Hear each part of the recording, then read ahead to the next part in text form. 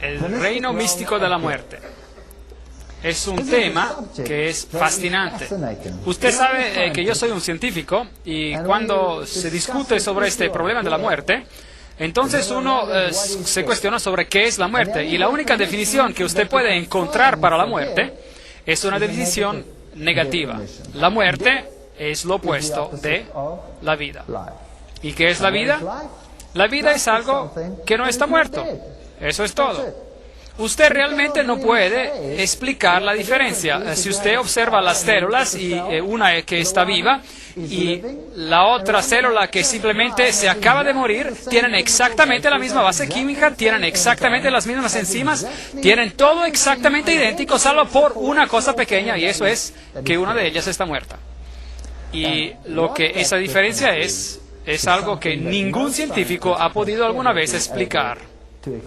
Ha sido posible congelar a la vida y reactivar esa vida, pero nunca ha sido posible hacer que la muerte regrese a la vida.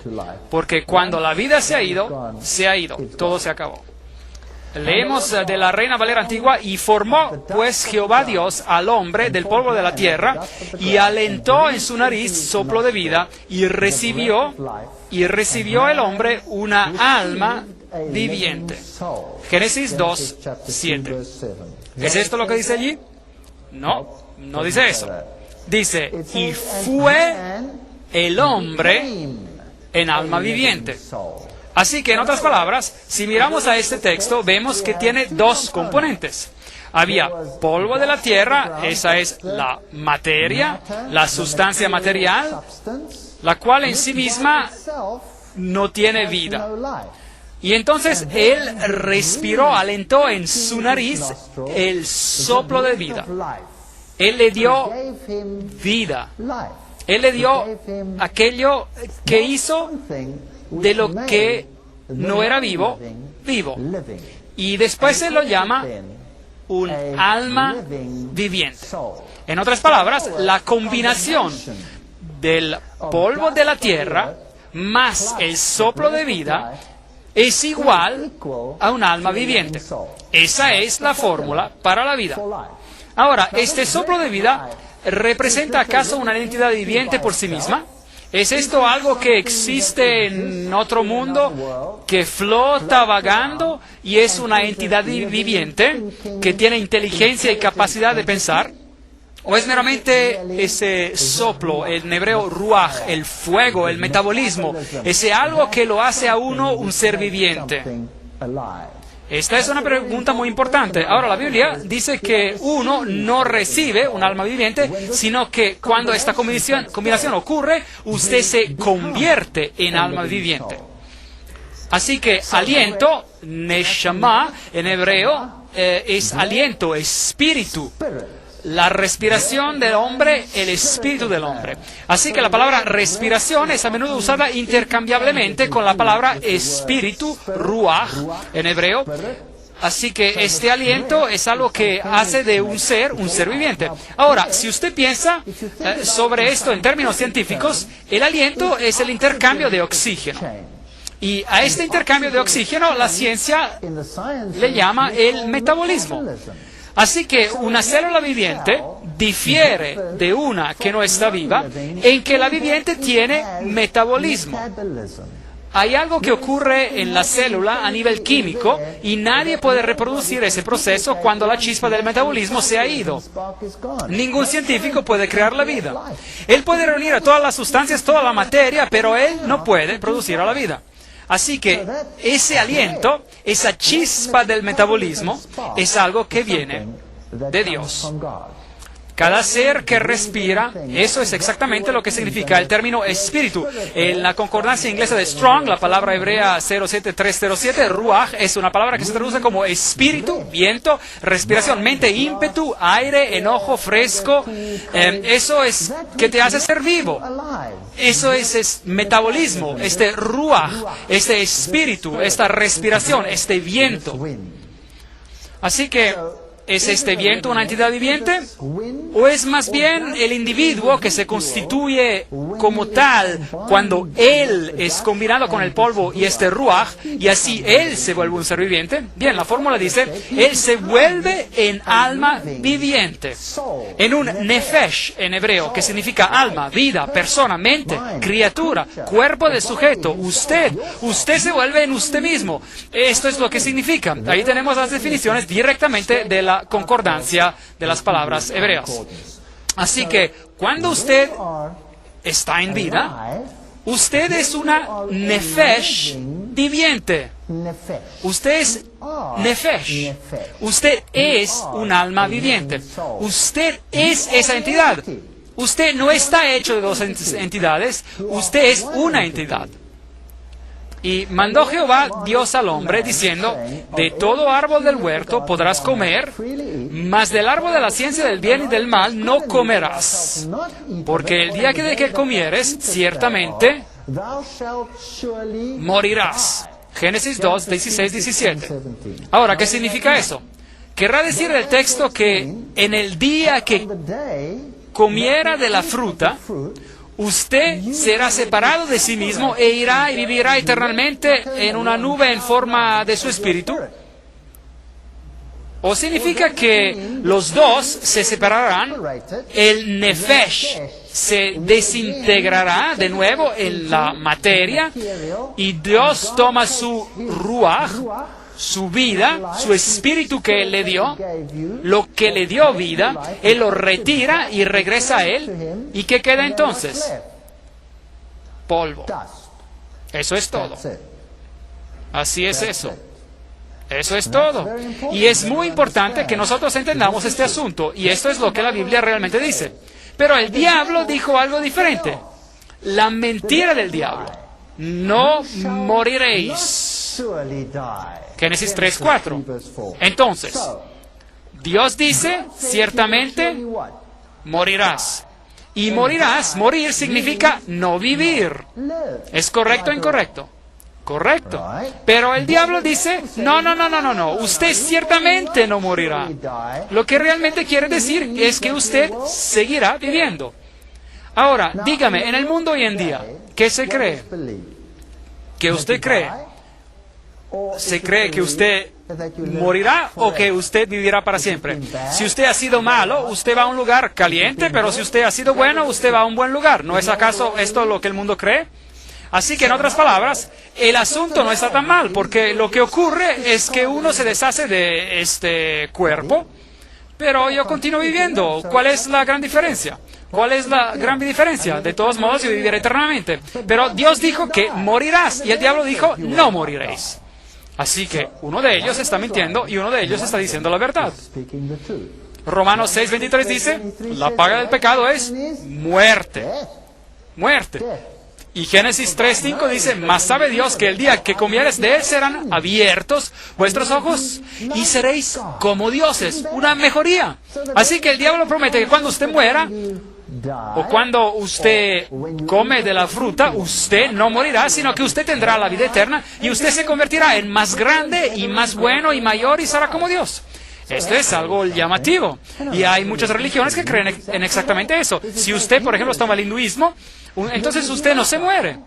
Usted simplemente sigue en el mundo de los espíritus y usted regresa de nuevo y usted mejora continuamente y continuamente una y otra vez. Y usted se limpia del karma de su pasado y por fin usted alcanza un estado de divinidad y usted se transforma en un Dios viviente. Y usted puede ser adorado en esta tierra. Ellos les rinden culto todo el tiempo. ¿No es así? La enseñanza de ellos, usted se vierte en más grande y bueno y mejor.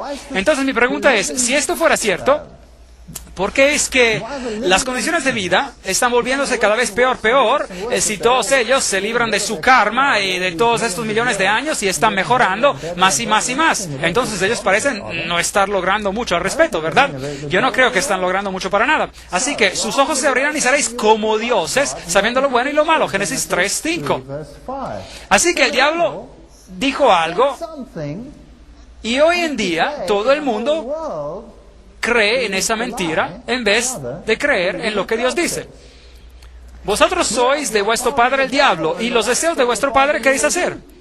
Él ha sido homicida desde el principio y no ha permanecido en la verdad, porque no hay verdad en él.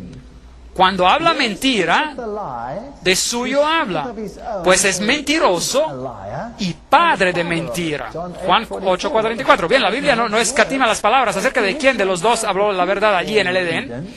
Dios dijo, morirás. Y lo que eso significa es que si la vida, la entidad viviente, consistía del polvo y de la tierra, y el espíritu del ruaj, de la respiración, de la chispa de vida, del proceso metabólico, Dios lo retira, entonces usted deja de existir. Usted se muere, usted se vierte en solo polvo. Pero el diablo dice, no, usted continuará viviendo, usted nunca morirá. De hecho, usted será como Dios.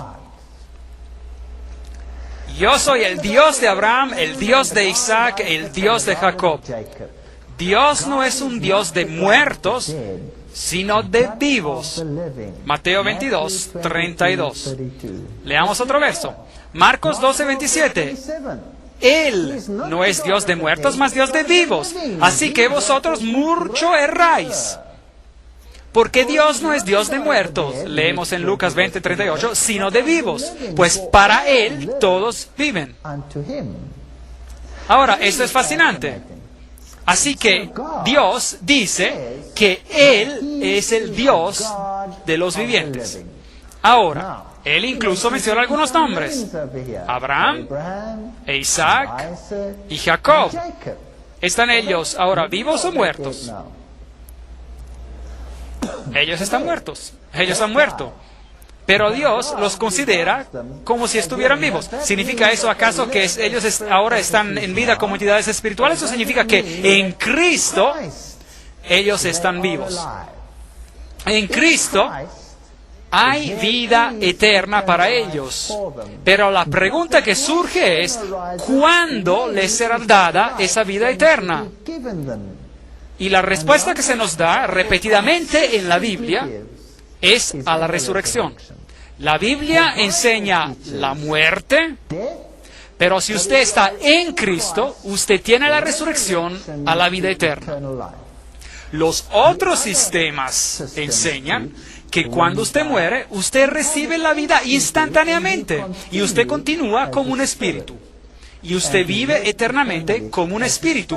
Pero entonces algunos enseñan que cuando usted resucita, que el espíritu tiene que regresar al cuerpo, así que tiene que bajar y luego él tiene que levantarse otra vez como un cuerpo. Entonces, ¿cómo vivirán ellos en el futuro? Como un cuerpo nuevamente, y mientras tanto viven como un espíritu, pero ellos nunca mueren. Esto no es consistente con la enseñanza bíblica.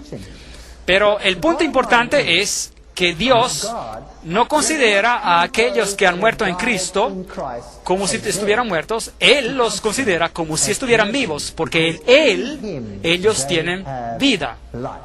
Ahora, Osiris, el dios de los muertos. Osiris era adorado no como el dios de los vivos, sino como el dios de los muertos. De hecho, lo más grandioso que le podía ocurrir a alguien era morirse. Porque cuando uno estaba muerto, se reunía con Osiris. Y Osiris era el que le daba a uno bienaventuranza eterna. Así que Osiris era el dios de los muertos, y opuesto a Jesucristo, que es el dios de los vivos. A Tutmosis el tercero se le atribuye el libro La Guía al Mundo de las Tinieblas, el Amduat, y fue él que escribió el sistema sobre el cual está basada la fe gnóstica. Todo el culto a Osiris, del cual hablamos anoche, está basado en parte sobre el dios de los muertos. Así que usted tenía dos dioses en los tiempos antiguos: Jehová, el Dios de los vivos; Jesucristo, que significa Jehová el Salvador, y Él es el Dios de los vivos. Y usted solo puede tener vida en Cristo, porque solo en Cristo y en nadie más hay vida.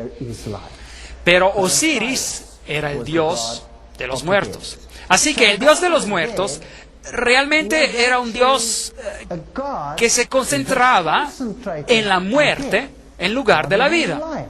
Y la veneración de los muertos era un sistema atribuido a Osiris. Así que en este sistema religioso usted tenía varias deidades y Osiris era el que lo pesaba a uno en las balanzas para ver si una persona se hallaba falta.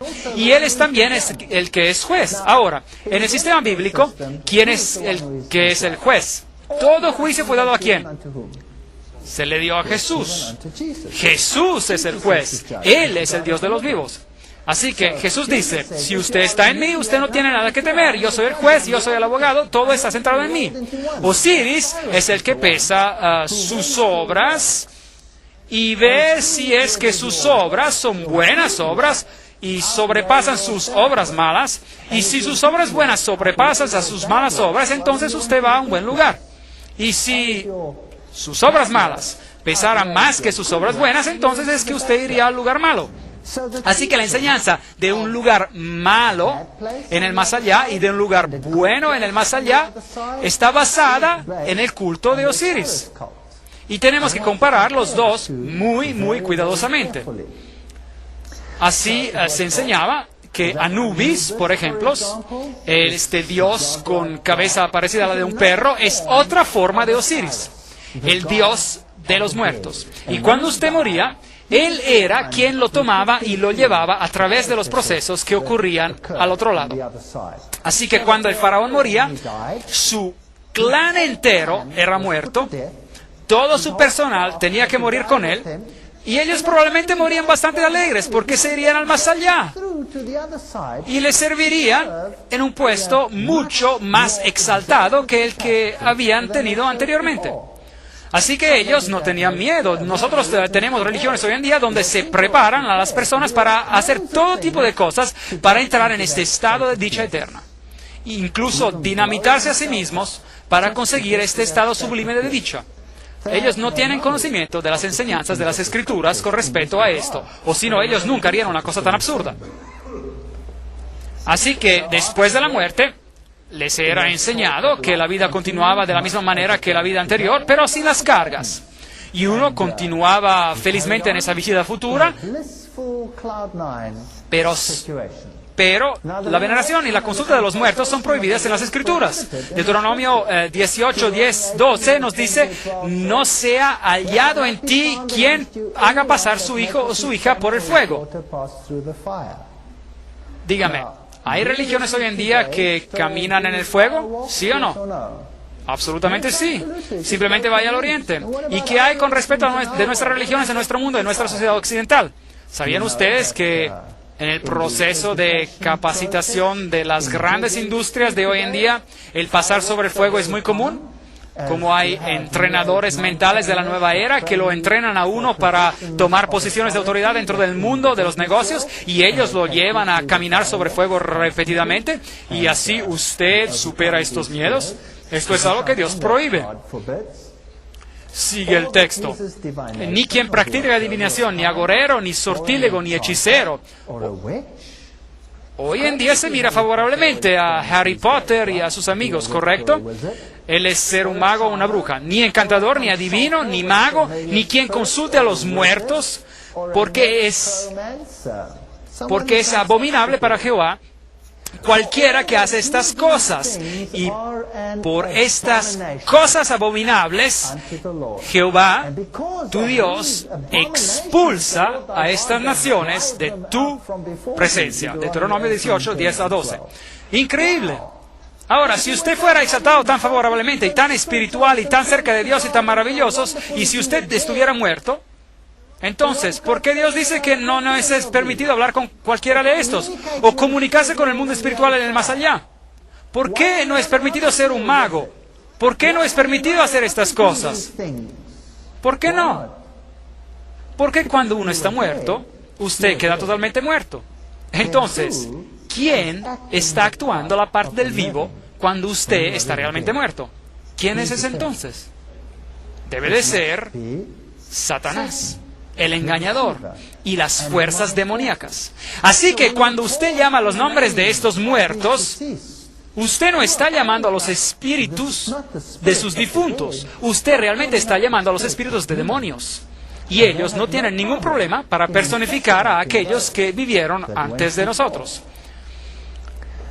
Cualquiera que entrara en contacto con una persona muerta o con una tumba era considerada inmunda y no podía tomar parte en el culto del templo. Ahora, eso no significa que si alguien en su familia se moría, que usted no podía enterrarlo, porque ellos enterraban a sus muertos. Ellos enterraron a Abraham, ellos enterraron a Isaac, ellos enterraron a Jacob, ellos llevaron los huesos de José con ellos de regreso a la tierra prometida. Así que no tiene nada que ver con enterrar a sus muertos o algo así, o de rendir los últimos homenajes a alguien que ha fallecido, o para mostrar el pesar con aquellos que están llorando. Esto tiene que ver con la veneración, tiene que ver con la adoración. Así que Dios separó los sistemas de culto que involucraban a los muertos, y los alejó, tanto como el este está alejado del oeste, tanto así Él separó estos sistemas de su sistema de culto. No debería de haber absolutamente ninguna duda acerca de cuál veneración de los muertos. En absoluto, los dos tenían que estar totalmente separados. Así que Dios dijo, nadie entrará en mi templo a rendir culto de adoración sobre los cuerpos muertos. Eso no significa que usted no puede enterrar a alguien que ha muerto. Yo no estoy hablando sobre esto. Se está hablando sobre la adoración. Quien quiera que toque a alguien muerto a espada en el campo, o un cuerpo muerto, o los huesos de un hombre, o una tumba, será inmundo por 7 días. Números 19, 16. Así que usted no debería entrar en contacto con las tumbas. ¿A qué se debe esto? ¿Por qué hizo Dios una distinción tan estricta sobre esto? Porque el paganismo cree en la veneración de los muertos. En África, de donde yo soy, todas las grandes religiones son basadas únicamente en la veneración de los muertos. Es a través de los difuntos o antepasados que todos son adorados, incluyendo a Cristo. El catolicismo caza como un guante a la mano con ese tipo de adoración, porque el catolicismo enseña la veneración de los muertos, la veneración de los santos, un santo con este nombre, un santo con otro nombre, y el otro santo, y quien quiera de estos santos. Y usted llega a Dios a través del santo. Ahora, en el sistema africano, usted llega a Dios a través de sus antepasados. En la India, en la cultura hindú, usted hace exactamente la misma cosa. Esto está basado en el paganismo. Eso es todo lo que ellos conocen. Por eso que Dios hizo una distinción muy clara y dijo, escuchen, no hay ninguna veneración de los muertos. De hecho, yo quiero que usted no tenga nada que ver con esto. Usted no puede entrar en contacto con estas entidades de los muertos y presumir que ellos actúen en su beneficio, porque ellos están muertos, y muerto está totalmente muerto. Jehová dijo a Moisés, habla a los sacerdotes hijos de Aarón y diles que no se contaminen por un muerto en sus pueblos. Levíticos 21:1. Distinciones muy claras, pero el mundo hoy no cree en la muerte de los muertos. Ellos creen en la mentira que el diablo dijo. Y ellos creen en que la vida continúa después de la muerte. Algunos están supuestamente en la dicha, son los que usted supuestamente contacta. Pero la Biblia dice, ninguno de ellos. El contacto con cualquiera de ellos es equivalente a la brujería. Es equivalente a brujería. Ahora, démosle una mirada a las catedrales del mundo hoy en día.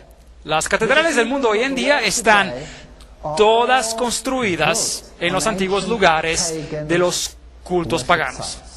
Ninguna catedral puede estar sin cuerpos muertos y tumbas. O de lo contrario, no es una catedral. Una catedral es de hecho una funeraria, es un cementerio. Y Dios dijo, usted no ha de entrar en contacto con las tumbas de los muertos cuando usted viene a rendirme culto. Manténgase apartados del templo durante 7 días. Usted puede llorar a su difunto, está bien, pero no venga a mi templo. Estoy haciendo una diferencia entre el paganismo y el Dios de los vivos. Yo no soy el Dios de los muertos. Yo soy el Dios de los vivos. Manténganse separados de estas prácticas. Yo soy tu Dios. Adórenme a mí. No me rindan culto a través de los huesos de hombres muertos. Bien, las catedrales no solo son los antiguos lugares de los cultos paganos. Todas las grandes catedrales antiguas, la Catedral de Notre Dame en París, de la de Saint Paul en Londres, todas esas catedrales han sido construidas sobre lugares donde se celebran los antiguos cultos paganos. Y ellas fueron todas construidas exactamente de la misma manera como se lo hacía en el sistema druídico. Se solía tener un conducto de piedras con pilares gigantes que conducían a un círculo central, en donde se encontraba una piedra central, que es el círculo con un punto en el medio, el antiguo símbolo sexual pagano, de unificación entre las dos deidades, el varón y la hembra, y la propagación de vida a través del rito de fertilidad. Es bastante extraño. Ahora, las antiguas catedrales son construidas exactamente de la misma manera. Estos pilares que usted puede ver, o sea, los pilares gigantes en las catedrales de hoy representan a estas piedras antiguas. Y en las catedrales antiguas del pasado, usted tenía siempre por detrás un jardín redondo con una piedra en el centro, como en el sistema druídico. Y muchas de las catedrales de hoy en día todavía lo tienen. Así que mientras usted mira hacia lo largo del pasillo, usted ingresaba al círculo al final del pasillo. Estos grandes pilares a cada lado representan el canal del sol y ellos están también construidos de esa manera. Y usted al caminar a través de ellos, y usted atraviesa el ciclo de la regeneración en la escena sexual oculta de la arboleda redonda, donde se encuentra oculto su dios, cualquiera de sus dioses, el dios Pan o el dios de los bosques Diana o algunos de ellos. Y mientras usted camina a través del pasillo, entonces usted está caminando sobre los cuerpos de hombres. Y esto es necromancia. Este es el antiguo sistema druídico. De hecho, no se permite decir una misa en cualquier iglesia de estos sistemas religiosos sin que allí esté un hueso de algún santo muerto bajo del altar. Usted tiene que tener el hueso, porque solo a través de los huesos de los hombres muertos, o una porción de ellos, cualquiera sea la parte, usted puede llegar a Dios. Increíble. Eso es algo que Dios prohibió estrictamente. Y es una práctica generalizada hoy en día. Así que en el sistema druídico es esto lo que usted tenía. Allí usted tenía el círculo, aquí lo ve en Stonehenge, en Inglaterra, el círculo definido por las piedras, y en los tiempos pasados allí estaba el canal con piedras a ambos lados, y entonces ellos lo cubrieron a los dos lados y ellos pusieron la construcción puntiaguda en el frente, y esa era entonces la catedral. Está construida y basada en el culto druídico que rendía adoración a los antepasados de los muertos. Estos son los druidas modernos de hoy en día, y usted verá que ellos se visten de manera muy similar a las monjas. Interesante.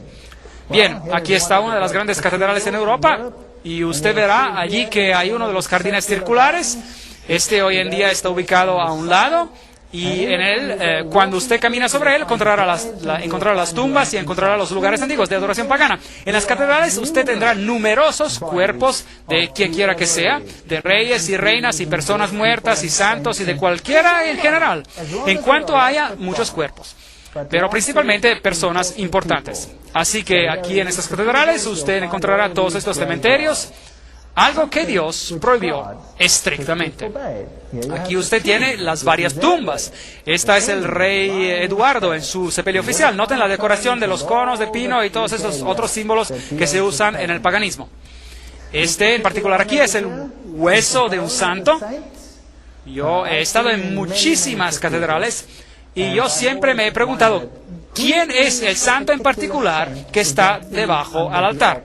Porque en el altar, donde se dice la misa, es donde se encuentran las estructuras de hueso en particular. Así que, por ejemplo, este que tenemos aquí proviene de la catedral en Londres, Inglaterra, donde debajo del altar, en el sótano, usted encontrará estas tumbas y reliquias. Y si usted alguna vez tiene la oportunidad, entonces entre en los sótanos y véalo por usted mismo. Usted los encontrará allí. No hay ni una iglesia católica romana o una iglesia anglicana o alguna de las iglesias paganizadas donde usted no encontrará estos huesos.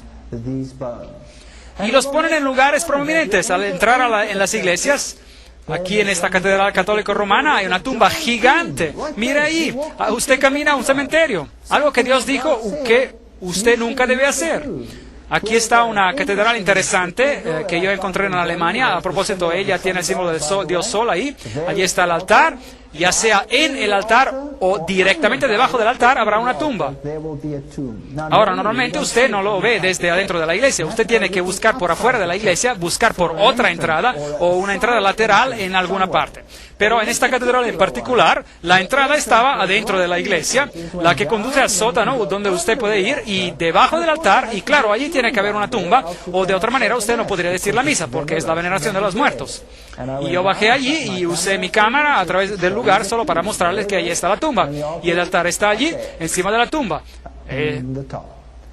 Ese es culto de los muertos.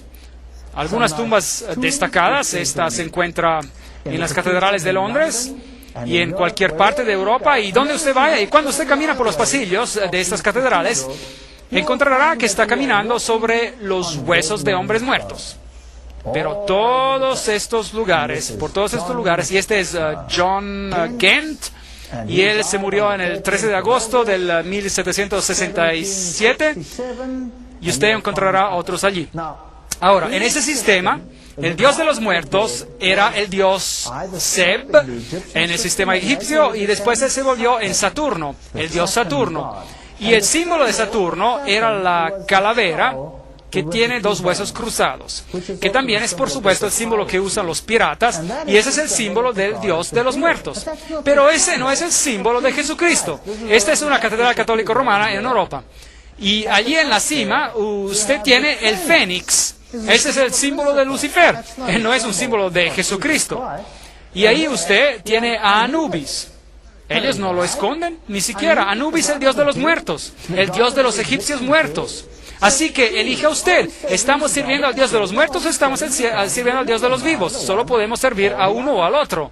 Ahora, ¿qué hay sobre el catolicismo en general? El Papa entre nosotros. La beatificación del padre José Gerard. Este es un ejemplo moderno de hoy en día de cómo un ser humano se beatifica, declarado ser santo, y usted se sorprenderá de quién se declara ser un santo. Cualquiera que hace algo por Roma se le declara para ser un santo. Ellos están actualmente discutiendo la beatificación de Conrad Ardinal. Increíble. Pronto usted podrá también honrarle a él. Bien, de cualquier manera, de nuevo aquí está el símbolo del sol delante de él. Y en el catolicismo la veneración de los muertos es muy, muy prominente. Por eso las religiones paganas antiguas se asocian tan prontamente con el catolicismo. En este monasterio en particular, aquí están los huesos y los esqueletos de todos los monjes que han vivido alguna vez a lo largo de las eras del catolicismo en este monasterio en particular. Aquí, cuando usted moría, usted no era enterrado, usted era puesto al lado por un tiempo hasta que se lo limpiara, y entonces usted se volvía parte de la decoración. Y cuando usted entra en este lugar, ellos afirman que usted puede beneficiar de las obras justas de ellos, porque en sus vidas estos monjes hicieron más obras justas de las que ellos necesitaban para ir al cielo. Por lo tanto, se tiene un excedente de justicia.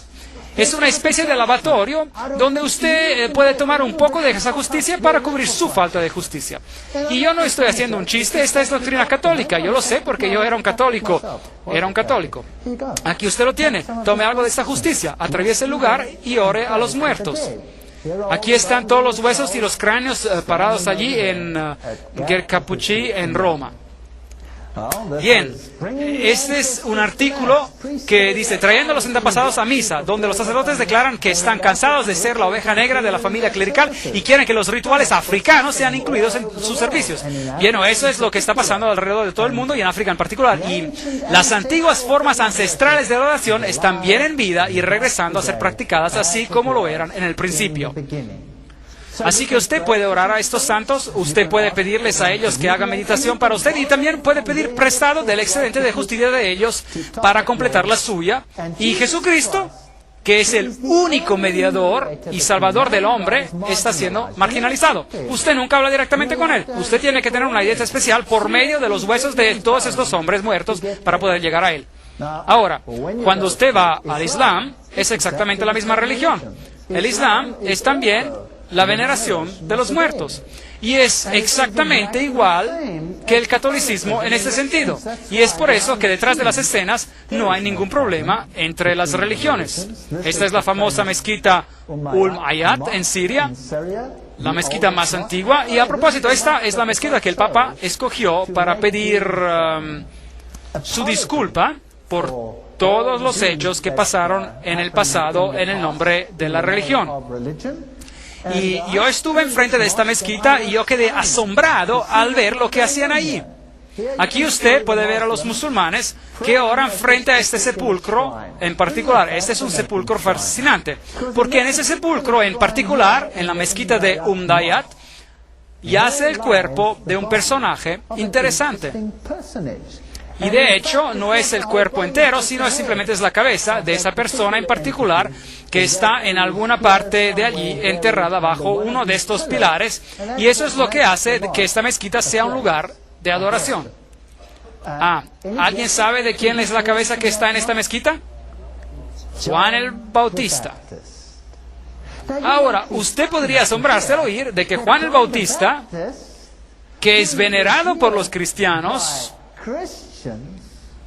tendría que estar aquí en esta mezquita y venerado por los musulmanes, y ellos creen que encuentran una gracia especial que proviene de la cabeza de Juan el Bautista. Bien, el Papa estuvo aquí y por supuesto también le rindió el homenaje especial a este cráneo en particular que está allí, y yo no sé si esa es realmente la cabeza de Juan el Bautista. Afortunadamente, la Iglesia Católica Romana no está totalmente desprovista de este privilegio, porque ellos tienen el brazo de Juan el Bautista en una de sus catedrales en Estambul, Turquía. Así que entre ellos dos quizás puedan completar el resto de las partes que le faltan, yo no sé. Pero ¿no es eso triste? Que se tenga este ritual de orar a los muertos. Pues polvo eres, y al polvo volverás. Génesis 3:19. En Adán todos mueren. 1 Corintios 15:22. Así que toda la humanidad que estaba en Adán está sujeta a la muerte. Este es el hecho. Y la muerte es ausencia de vida. Uno está muerto. Formó pues Jehová al hombre del polvo de la tierra y alentó en su nariz soplo de vida, y fue el hombre en alma viviente. Génesis 2:7, Reina Valera Antigua. Y el polvo se torna a la tierra como él era, y el espíritu se vuelve a Dios que lo dio. Regresa a Dios, y no es la entidad que se regresa, es el ruaj, la respiración, el principio de la vida que vuelve a Dios, y entonces uno deja de vivir. El texto lo encontramos en Eclesiastés 12:7. Leemos ahora en Job 27:3 de la Nueva Versión Internacional, y dice: que mientras haya vida en mí y aliento divino en mi nariz. En inglés la frase aliento divino se tradujo como el Espíritu de Dios. Este es el paralelismo hebreo que iguala la respiración y el Espíritu como uno. En otras palabras, él está diciendo, esta es la situación y esta es la situación. Repitiendo el concepto en otras palabras. El paralelismo hebreo, como nosotros también hemos visto en la concordancia, identifica este elemento dador de vida, el espíritu, con la respiración, con el elemento dador de vida por parte de Dios. Mientras haya vida en mí.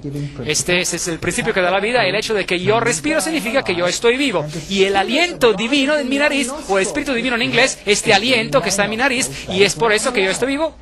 Y si Dios quitara este aliento fuera de mí, este elemento dador de vida, ¿qué me sucedería? Es la muerte. Yo muero. Escuchen esto. Ezequiel 18:4 dice, el alma, el nefesh en hebreo, el alma que peque, esa morirá. Así que las personas dicen, bueno, yo muero, pero mi alma permanece viva. No. El alma es la entidad que está viva. Y esa es el cuerpo más el ruaj, más el espíritu. Y cuando yo muero en el pecado, yo muero. El alma, el nefesh, la entidad viviente, muere, deja de existir. Así que el alma no es una entidad separada que va y se sienta en la nube de la dicha y toca el arpa. Y yo siempre pensé que eso iba a ser terriblemente aburrido, que un día cuando uno se muere se sienta sobre una nube y toca el arpa. Y cuando yo estuve durante algún tiempo completamente fuera de la iglesia y pasé por un periodo de ateísmo y luego volví a la iglesia nuevamente, estos asuntos en aquel entonces siempre me fascinaron. En la versión King James de la Biblia en inglés se usa la palabra alma 1600 veces, pero ni una sola vez se usa el término el alma inmortal. No existe, no hay ninguna cosa tal. Solo Dios es inmortal. La Biblia declara que la muerte es un sueño unas 53 veces. Claro que usted está dormido cuando usted ha muerto en Cristo, porque Cristo es el Dios de los vivos. Así que cuando usted muere, la Biblia dice que si usted está en Cristo, es como si solamente estuviera dormido. Dios lo despertará al último día. El hombre, en cambio, veamos a ver qué pasa cuando uno muere. El hombre, en cambio, muere y pierde su fuerza, exhala el último suspiro, el ruaj, el aliento, y deja de existir. Job 14:10. Nueva versión internacional. El hombre expira. ¿Y dónde está? Es el mismo texto, pero en la Biblia de las Américas. Y el hombre expira. ¿Y dónde está? Usted allí encuentra la palabra suspiro en la traducción anterior, que se traduce como expirar. La traducción de este versículo es muy buena, así que sea cuidadoso con la versión de la Biblia que usted escoja. La palabra expirar allí es exhalar su último aliento, ¿correcto? Él exhala su último aliento, así que su aliento se va de él, el elemento dador de vida se va de él. En hebreo, la palabra morir es kavá, quiere decir morir, exhalar, el suspiro, muerto, perecer, expirar, estar a punto de morir. Eso es lo que significa. ¿Y cuánto tiempo esa persona permanecerá en ese estado? Job 14:12. Mientras exista el cielo, no despertará ni se levantará de su sueño. Esa es la enseñanza de la Biblia. Cuando uno muere, es parecido a un estado de sueño. ¿Por cuánto tiempo? Hasta que los cielos dejen de existir. Y a propósito, ¿cuándo sucederá eso?